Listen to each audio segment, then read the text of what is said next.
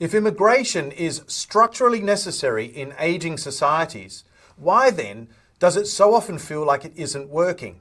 Over this series, I've examined immigration through economics, demographics, and also culture. But in this final episode, I want to make one thing very clear. This is not about how we might like immigration to work. It's about how it actually works, inside housing markets, labour systems, institutions, and communities. Because without realism, even well-intentioned policy fails.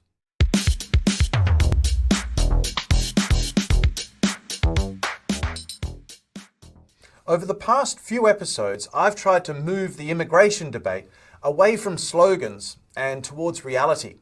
Immigration is neither a miracle cure nor a social disaster. It is a structural feature of modern economies, interacting with housing, labour markets, finance, and culture, often in ways that are poorly understood and badly governed. In this final episode, I want to take a step back and ask a simple but difficult question. What would a serious country actually do if it wanted immigration policy to work? Before going further, I want to be clear about something. This series is not about how we might wish immigration systems to work. It is about how they actually work, economically, institutionally, and also socially.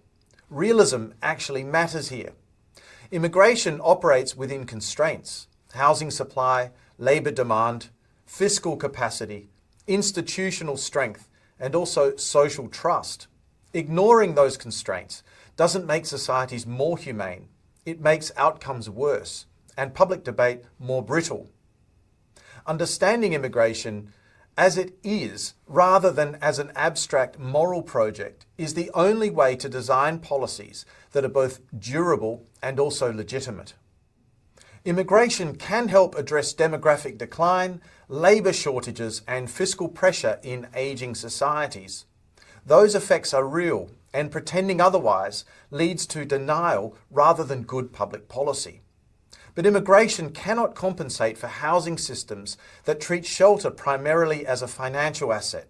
It cannot fix planning failures, weak infrastructure investment, or declining state capacity. It cannot restore social trust when governments refuse to speak honestly about the trade-offs. When immigration is asked to carry the broader weight of structural failures, public frustration is inevitable. In many countries, immigration is layered onto systems already under strain. Housing supply responds slowly, while credit and asset prices move quickly. Planning systems are rigid, infrastructure investment lags population growth, and political incentives favour short-term fixes over long-term capacity. At the same time, much of the public debate treats immigration as an isolated variable, disconnected from housing policy, financialisation, or institutional decline. That framing makes effective solutions almost impossible. Culture does not change at the border.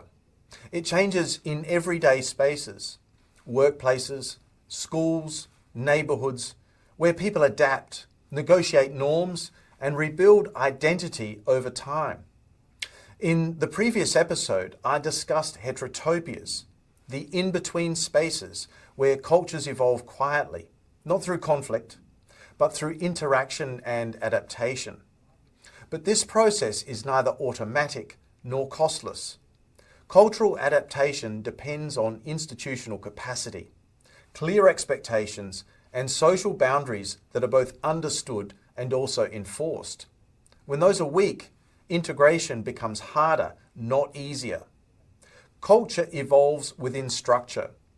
Without functioning institutions, even the most well-intentioned migration systems will struggle. Serious immigration policy is not about choosing between openness and control. It's about aligning incentives, capacity, and also honesty. And that means credible borders alongside humane processes. It means housing treated as infrastructure, not just as a financial asset. It means planning and investment that match population growth. And it means political language that acknowledges limits as well as benefits. Without those foundations, immigration becomes a proxy for deeper failures, and public debate deteriorates accordingly. Immigration is not a moral abstraction. It is a material process operating through labour markets, housing systems, institutions, and everyday social interaction. When immigration policy ignores those realities, it fails. And when it fails, public trust erodes.